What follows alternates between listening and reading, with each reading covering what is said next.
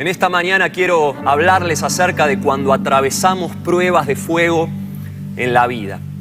Quizás estos días y semanas estén siendo la prueba de fuego más grande que nos ha tocado atravesar como iglesia en el último tiempo.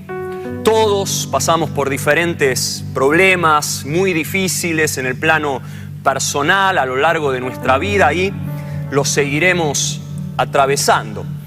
Pero en el plano comunitario, colectivo, como familia de la iglesia que somos, creo que no exagero al decir que la internación de nuestro pastor Carlos y su vida en peligro, y eso sumado a tantos otros hermanos en necesidad, en enfermedad o atravesando problemas difíciles, todo eso sumado está siendo una de las pruebas de fuego más grandes, si no la más grande que nos ha tocado atravesar, vivir como iglesia en el último tiempo. Y charlando con muchos de ustedes por estos días, todos coincidimos en esa sensación, esa emoción medio rara, extraña que sentimos, que nos cuesta describirla, mezcla de ansiedad, angustia, un sano temor, pero al mismo tiempo fe, esperanza y tantas palabras que el Señor está dando en este tiempo y una oración constante, permanente en nuestro espíritu. Y es rara la emoción y cuesta describirla porque, claro, Dios está dando palabras y promesas de victoria. Benditamente abrumadora es la cantidad de palabras y promesas. Pero bueno, mientras tanto, los días pasan y las horas parecen eternas y estamos esperando en el Señor. Ahora, más allá de estos sentimientos que son normales y que tenemos que expresar sanamente, lo más importante en este tiempo es que entendamos lo que Dios está queriendo hacer en nuestra vida, en nosotros, a través de esta prueba de fuego que hoy nos toca atravesar como iglesia.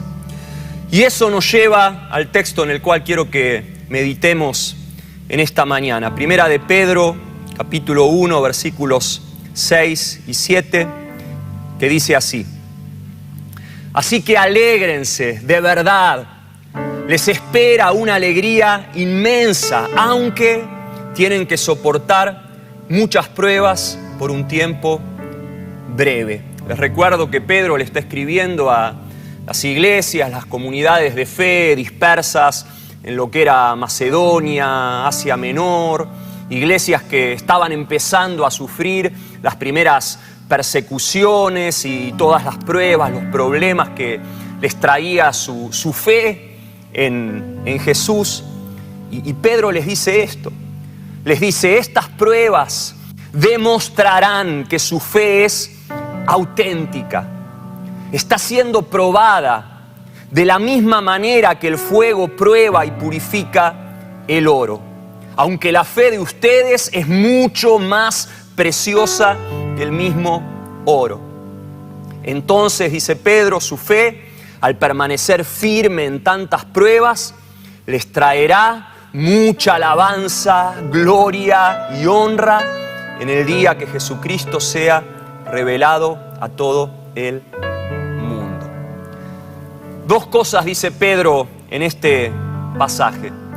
Primero, que la fe es nuestra posesión más valiosa, nuestro bien más valioso. Dice: la fe de ustedes es mucho más preciosa que el mismo oro, es lo más caro, lo más preciado que tenemos, nuestra fe.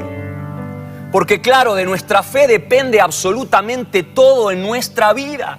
Lo que creemos, sea bueno o malo, determina todo lo demás. Escuchaba estos días, quizás ustedes lo escucharon también, de que hay mucha gente hoy llena de temor y como en una paranoia porque han creído la mentira de que cuando nos hisopan, aquellos que nos han hisopado o los que tengan en algún momento que hisoparse, Dicen que te implantan un microchip en la nariz, ¿no? En estas teorías conspirativas para controlarnos a todos. Y hay mucha gente llena de temor, de angustia por estos días. ¿Por qué? Por su fe errada, por lo que creyeron mal, por una mentira que les vendieron.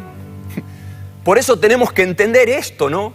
Que nuestra fe es lo más preciado, lo más caro, nuestro tesoro más valioso, que vale más que el oro y que los diamantes y que lo más caro que haya en este mundo. Y pueden robarte todo, pero si tu fe está viva y es sana y es pura, entonces sos la persona más rica del mundo. Tenés oro, tu fe. Y ahí entra lo segundo que dice Pedro en este pasaje.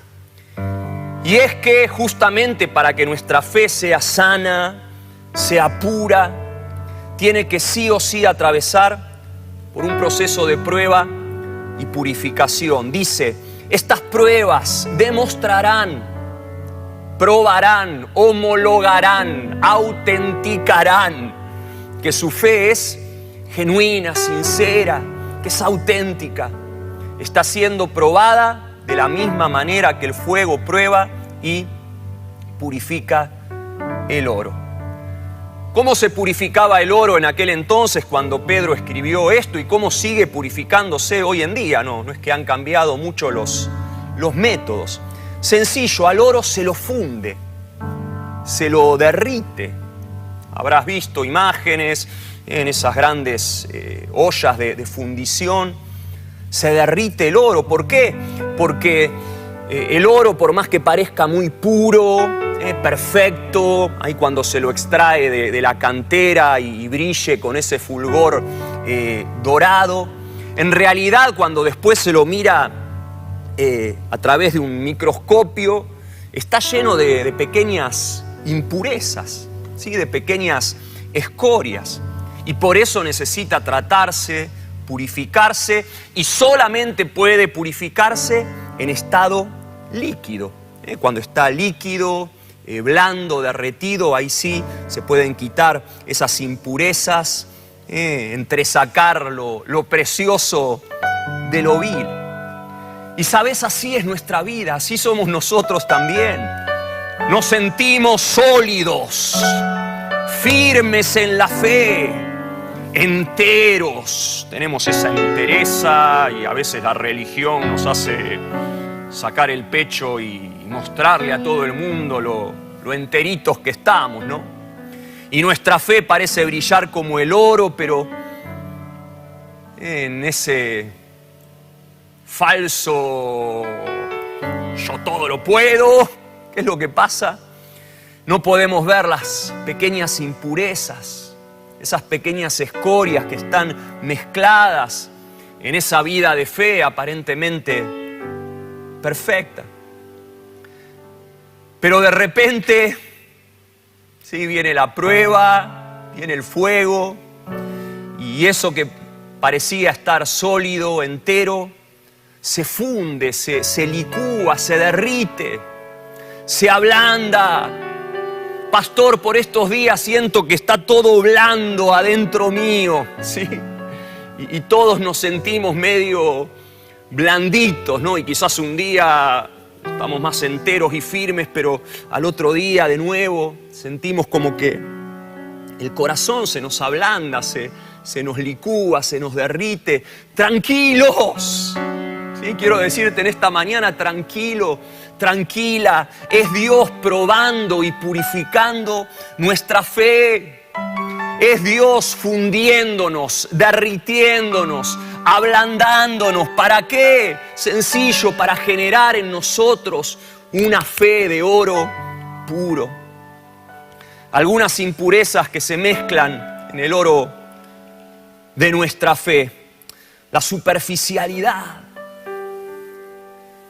Esa fe superficial, cosmética, de muy cortita duración. Esa fe de la que habló Jesús en la parábola del sembrador, ¿se acuerdan? Cuando dijo que algunas personas son como un terreno de piedras que no tiene profundidad, que no permite que esa fe se arraigue, que eche raíces. Y al principio mucha gente recibe la palabra con alegría y se entusiasman, pero justamente como no tienen raíces, todo ese entusiasmo les dura muy poco tiempo y surgen los problemas, las persecuciones, las pruebas de fuego. ¿Y qué pasa? Enseguida se les seca la fe y se apartan. Y no logran atravesar esa prueba que justamente estaba probando si su fe era auténtica.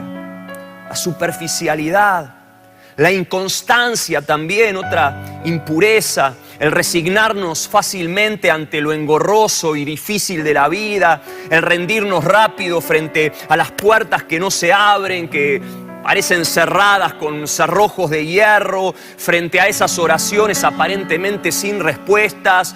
Cri, cri, cri, ¿dónde estás, Señor? ¿Por qué no me escuchás? Y parece que Dios no responde y entonces dejamos de orar, dejamos de pedir, dejamos de buscar, dejamos de llamar. Es decir, somos inconstantes.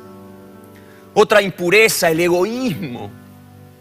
El pensar en la fe solo como una herramienta, como una llave, como un mecanismo para obtener cosas de Dios. Porque creemos que Dios es el genio de la lámpara al servicio de nuestros caprichos y vemos la fe solo como la fórmula mágica que nos ayuda a frotar la lámpara. Tengo que tener fe, tengo que apretar el botón correcto, tengo que frotar la lámpara de la forma correcta. Y sí, tenemos fe, pero fe en un Dios equivocado, trucho. Y pedimos, pero pedimos mal, como dice el apóstol Santiago, encerrados en el yo, en el ego, en nuestro egoísmo. Esa es una impureza que el Señor tiene que quitar del oro de nuestra fe. El exitismo, otra impureza. Ese triunfalismo religioso, barato, ¿no? Berreta, que nos dice un verdadero cristiano siempre está en victoria, siempre le va bien, un verdadero hombre de fe, una verdadera mujer de fe, nunca se enferma, siempre está próspero, próspera, saludable. Y toda esa idea descabellada que no sé de dónde la sacamos, ¿no? En la teología de un exitista no entra, muchachos, en el mundo tendrán aflicciones, van a sufrir. Pero confíen, yo vencí al mundo. La inmadurez, otra gran escoria, impureza. La fe que no logra madurar, que se queda siempre ahí en salita de tres, en jardín de infantes. Que no entiende que creer es solo el primer eslabón en una cadena o el primer peldaño en una escalera. Porque dice también el apóstol Pedro en su segunda carta que a la fe hay que añadirle, ¿no? Es el primer eslabón de una cadena. A la fe, al creer, hay que engancharle después otros eslabones. A la fe hay que añadirle virtud. A la virtud entendimiento, al entendimiento dominio propio, al dominio propio constancia, perseverancia, a la constancia devoción, a la devoción afecto fraternal y al afecto fraternal amor. Y es el amor el último eslabón de esa cadena o el último escalón, el último peldaño en la escalera, es decir, el amor es la plena medida de la madurez, el amor. Y dice Pedro ahí en esa segunda carta que si nos faltan todas estas cosas, estos eslabones, estos peldaños, somos inmaduros. Y nuestra fe, sí, es una fe que está ahí, pero que se quedó solo en el inicio de la cadena. Dice, es una fe inútil. Es fuerte lo que dice Pedro, pero es así, una fe inútil. La cobardía, otra escoria, otra impureza. El tener una fe que solo nos funciona en nuestra zona cómoda y conocida, pero resulta que cuando tenemos que salirnos de esa zona que justamente es cuando más necesitamos de la fe verdadera y pura, porque ahí se trata de asumir riesgos y muchas veces directamente de lanzarnos al vacío, de tirarnos de cabeza, bueno, ahí ya la fe no nos funciona, no es una fe solo para la zona de confort. Y se mezcla tanto, ¿no? A veces la cobardía y así otras muchas impurezas que podría mencionar. Pero ¿qué pasa? De repente llegan las pruebas de fuego. Viene la olla, ese oro que parecía perfecto, se derrite, se licúa y el fuego purifica nuestra fe. Y entonces pasa lo siguiente, lo que está pasando en nosotros, en tu vida, en mi vida, en nosotros como iglesia, en este tiempo. Lo que era superficialidad se transforma en fidelidad, en una relación profunda e incondicional con Dios. Una relación no supeditada si Dios me bendice o no me bendice, a si me va bien o me va mal, a si estoy sano y próspero o enfermo. No, una relación en la que está fuera de discusión la bondad, el amor, el cuidado, la fidelidad. Ese Dios que nos ama demasiado, está fuera de discusión todo eso. Una relación basada en un pacto de fidelidad, que es fe que se sostiene en el tiempo. Eso es fidelidad, eso significa esa palabra, fidelidad. Una fe que se sostiene en el tiempo. Dios que confía en mí, que cree en vos, que confía en vos. Y nosotros que confiamos en Él y confiamos y creemos de forma incondicional. Eso es fidelidad, fidelidad. Y es curioso que en esa parábola del sembrador, donde Jesús dice, bueno, muchos no logran que su fe pase a fidelidad. No tienen raíces y ante la primer prueba, dificultad, no, todo mal, ¿dónde está Dios? Y se alejan. Es curioso que en esa parábola Jesús dice que la prueba justamente viene a causa de la palabra. Cuando hay una palabra, una promesa de Dios, un llamado de Dios, viene la prueba. Es decir, si no tuviera una palabra de Dios, quizás no vendría la prueba.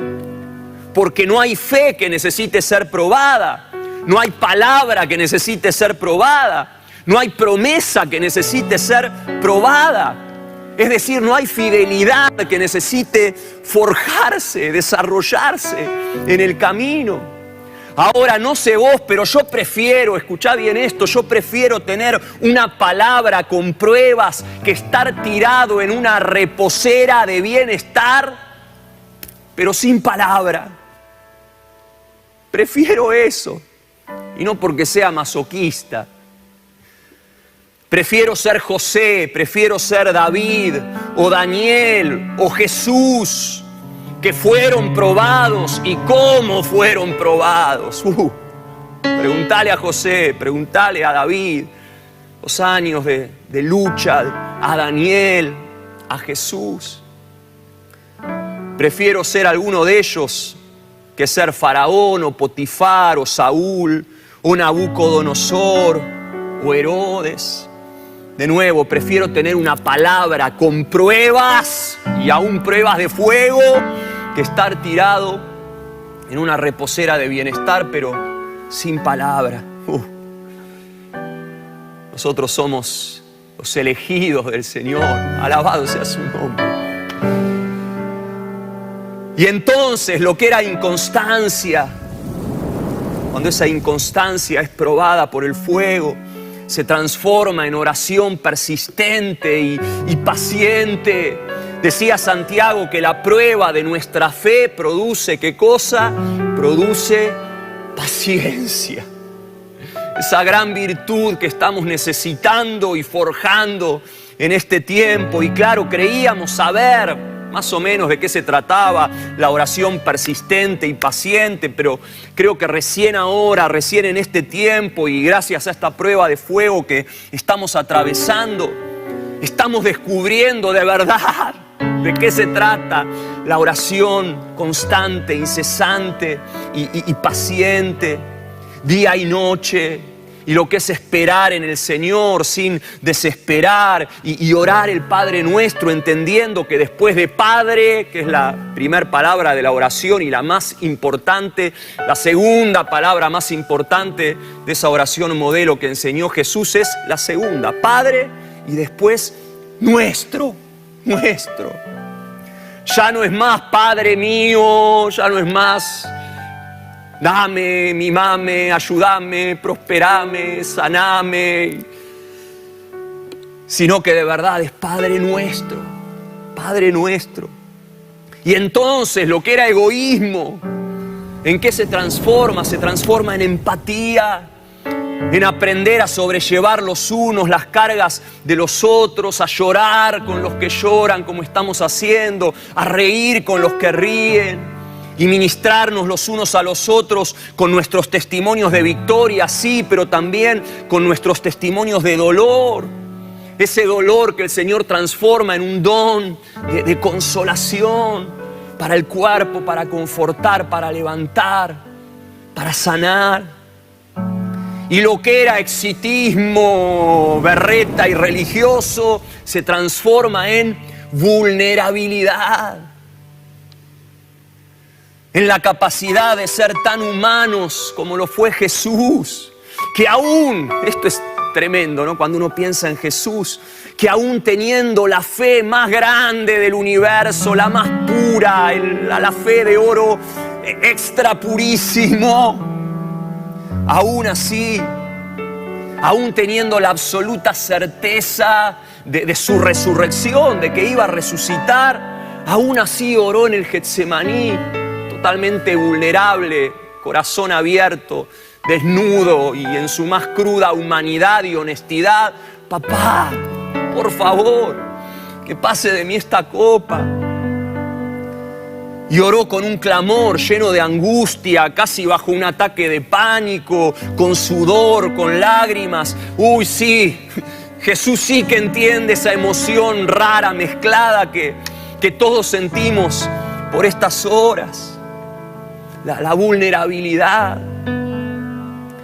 Y lo que era inmadurez se transforma en fortaleza de carácter, en mirar por encima de nuestras propias mezquindades y empezar a pensar como Jesús en todo.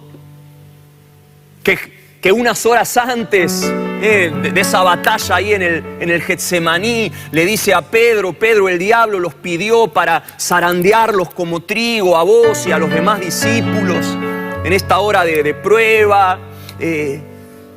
Pero yo oré por vos, Pedro, por el resto de los muchachos.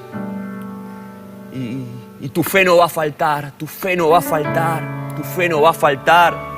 Y ante la amenaza de muerte de su maestro, recordarás la historia, afloran por aquellas horas las inmadureces y mezquindades de los discípulos que no sabían bien qué hacer, pero hay una fe que prevalece en medio de esa confusión y de la inmadurez emocional, una fe que prevalece. ¿Por qué? Porque Jesús oró por ellos, así como está prevaleciendo nuestra fe, aunque el diablo quiera zarandearnos, y saldremos de todo esto infinitamente más maduros y fortalecidos en carácter. Así es. Y lo que era cobardía, una fe solo para zonas cómodas y conocidas, se transforma en verdadera fe, en osadía, en esa fe atrevida que cruza fronteras, que saca el pie afuera de la barca, que llama las cosas que no son como si fueran. Esa fe que está anclada en lo que Dios habla, lo que pronuncia con su boca. Esa fe que no es temeridad, de nuevo, no es exitismo religioso, no, es obediencia, es escuchar, parar la oreja para escuchar el parte diario de Dios. el pan nuestro de cada día, sus palabras. Y creer y hablar, creí, por tanto hablé y declaré, como lo estamos haciendo, y obedecer. Es esa fe que se extiende más allá de lo conocido y que asume riesgos, aleluya. Y estamos tan orgullosos, todos los pastores de la iglesia en este tiempo, cómo la iglesia está manifestando esa fe en niveles mayores, superiores.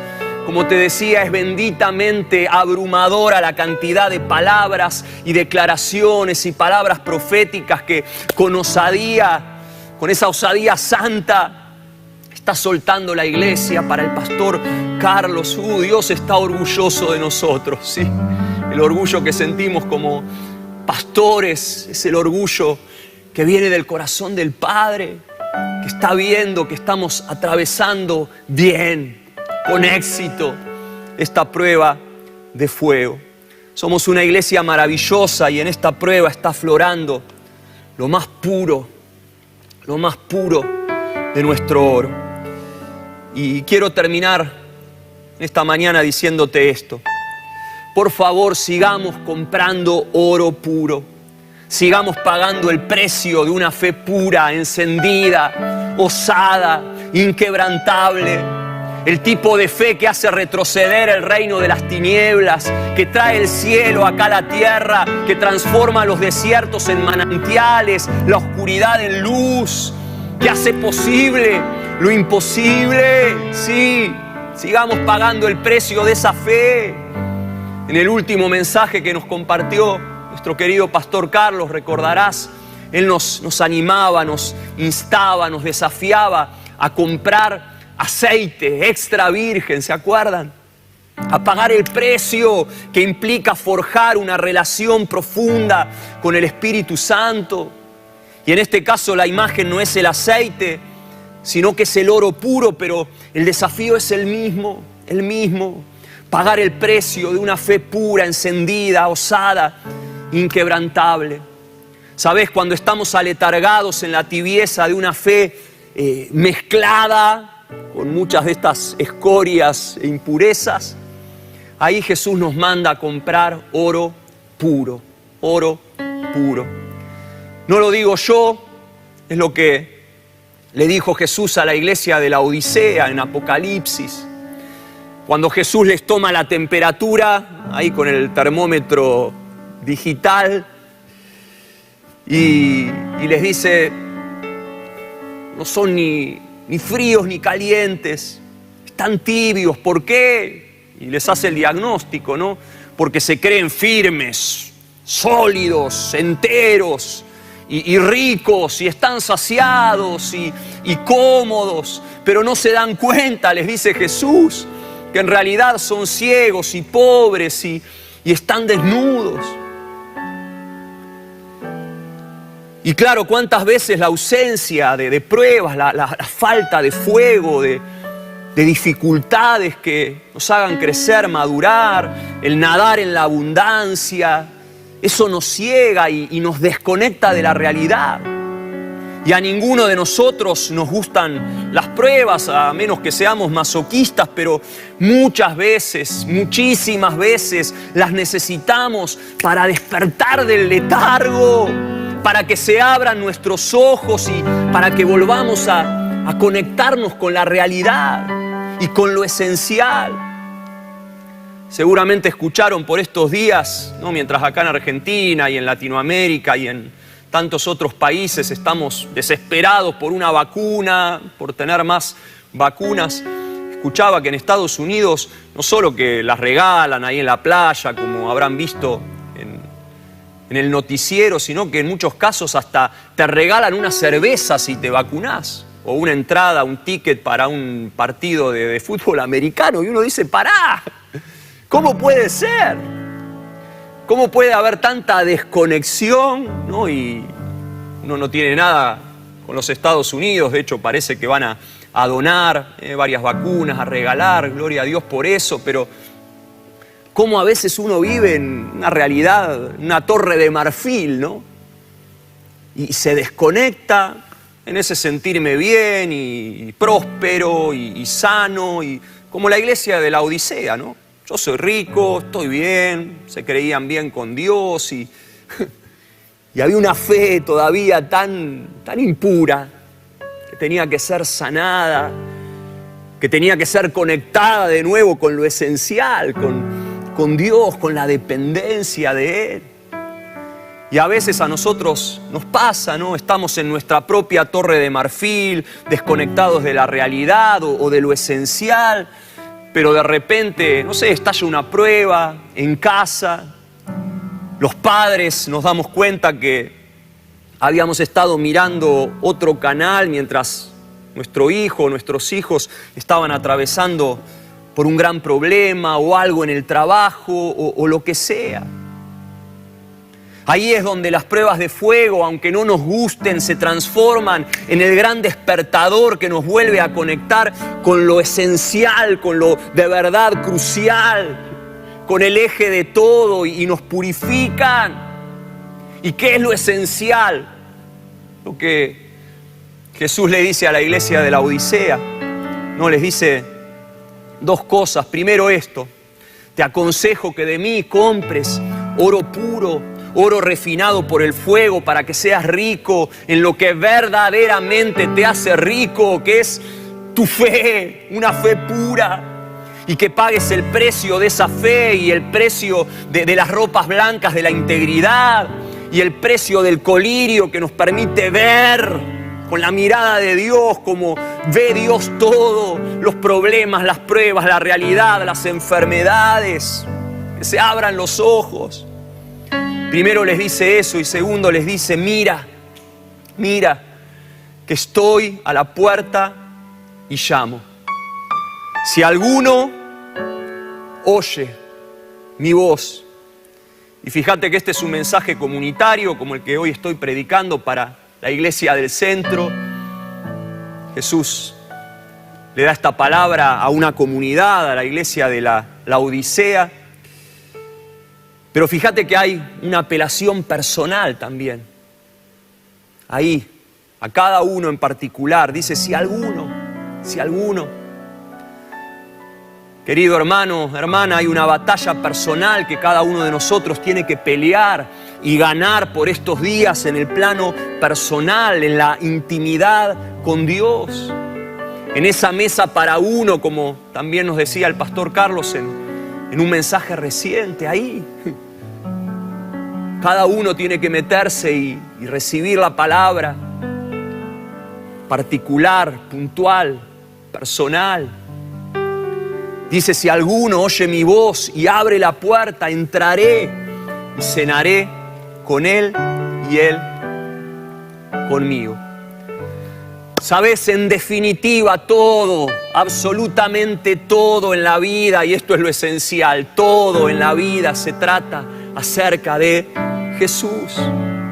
Esa es una de las cosas que más nos cuesta asimilar, asumir cuando estamos atravesando pruebas de fuego y tiempos muy difíciles, porque parece que eso lo es todo, ¿no? No, el problema, la enfermedad, la dificultad, y corremos el riesgo de que eso se transforme en nuestro verdadero Dios. Y nos cuesta asumir esto, que no se trata acerca de nosotros, sino acerca de Él, de ese Jesús que está a la puerta golpeando, llamando, gritando con su dulce voz. Pero qué bueno cuando lo entendemos, ¿no? Cuando nos volvemos a conectar con lo esencial. Como decía el gran pastor A.W. Tozer, cuando entiendo que todo lo que me sucede es para hacerme más semejante a Cristo, resuelvo una gran cantidad de ansiedad. Así es. Cuando me cae la ficha, cuando entiendo que no se trata ni de mí, ni del pastor Carlos, ni de aquello, sino que todo se trata acerca de Él, el alfa, la omega, el principio, el final, el que ya conoce toda mi historia, que esta película no es acerca de mí, que no soy yo el protagonista, que es Él el gran protagonista. Todo eso me ayuda a resolver ese berenjenal de emociones y esa gran cantidad de ansiedad que todos sentimos por estos días. Hoy a la puerta de nuestra amada, queridísima iglesia, la iglesia del centro, se escucha la voz de nuestro Señor otra vez. La voz de aquel que es la cabeza y el sustentador de esta familia de fe. Se escucha su voz, escuchémosla ahora. Tenemos que escucharla en lo personal, pero juntos como iglesia. Se escucha su llamado. Él nos dice: no teman, no teman. Yo estoy probando y purificando su fe para que piensen en todo como yo pienso, para que se relacionen con el Padre y con el Espíritu como yo me relaciono, dice Jesús, para que su identidad de hijos e hijas se fortalezca cada día más, para que vivan una vida verdaderamente espiritual y humana a la vez, como la que yo viví, dice Jesús, para que hagan mis obras, para que establezcan mi reino, para que sean esa iglesia santa, poderosa, excepcional, que hace retroceder las tinieblas, para que brillen con una fe de oro puro.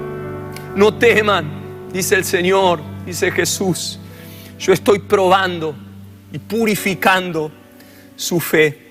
Y quiero declarar en esta mañana que vamos a salir de esta prueba aprobados y purificados. Sí, sí, saldremos de esta prueba de fuego aprobados y purificados con una fe de oro puro. Quizás también escuchaste esta semana a nuestra ministra de Salud que decía que por los efectos de la pandemia todos vamos a tener problemas de salud mental, ¿no? Que vamos a salir de este tiempo todos con algún jugador desacomodado, pero en el nombre de Jesús rechazamos eso y sí declaramos que por los efectos de la pandemia vamos a tener una fe de oro puro, sí, y vamos a salir aprobados y purificados.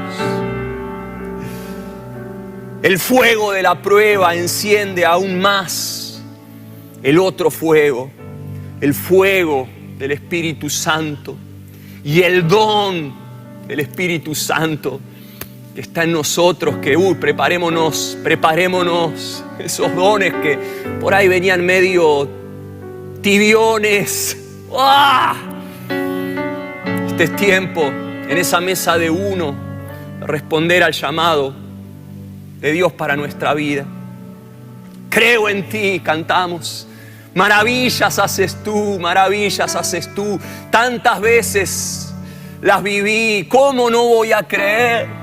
Demasiado bueno es, sí, Dios nos ama demasiado y saldremos de esta prueba de fuego aprobados y purificados. Y escúchame bien, todo lo que hayamos visto y vivido, cuando cantamos esa canción y lo recordamos, tantas veces lo viví, todo eso no se compara en nada con lo que veremos y viviremos en este nuevo tiempo, con una fe pura, purificada, como el oro. Sí, sí, así será. Tantas las batallas que aún no hemos peleado, tantos aleluyas que jamás hemos gritado, lágrimas y abrazos que en tu amor queremos compartir. Tantos los milagros que aún no celebramos, tantos los milagros que aún no celebramos, vidas transformadas que jamás imaginamos, cielos que se abren y su reino que desciende con poder aquí, ahí en tu vida, en tu casa, en esta gran casa, en la casa del Padre. Oh, ese reino que está descendiendo con poder. Ahí donde está nuestro querido Pastor Carlos, sí, sí. Dios nos llama a todos. Dios nos llama a todos a gritar más fuerte que nunca en este tiempo. Heme aquí, Señor. nos llama a ocupar nuestro lugar en este poderosísimo ejército de amor de la iglesia, a responder con un rotundo sí a su llamado, a avivar el fuego del don de Dios que está en nosotros, a asumir con valentía y responsabilidad nuestra asignación, a servir al cuerpo más que nunca como lo estamos haciendo y a servir a nuestro mundo más que nunca. Y sabes, las puertas del infierno jamás, jamás, jamás podrán resistir el embate de fe de oro de la iglesia del Señor. Padre, gracias por la bendición de ser parte de tu iglesia. Todos, absolutamente todos, respondemos a tu llamado ahí a la puerta. Ven, ven, ven, ven. Queremos que nuestra fe siga creciendo, siga purificándose, siga aumentando.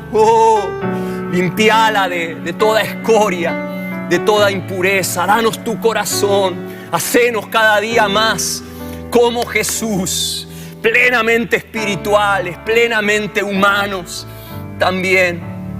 Y llenanos de ese amor para servir, para dar. Hoy respondemos, Señor, de nuevo.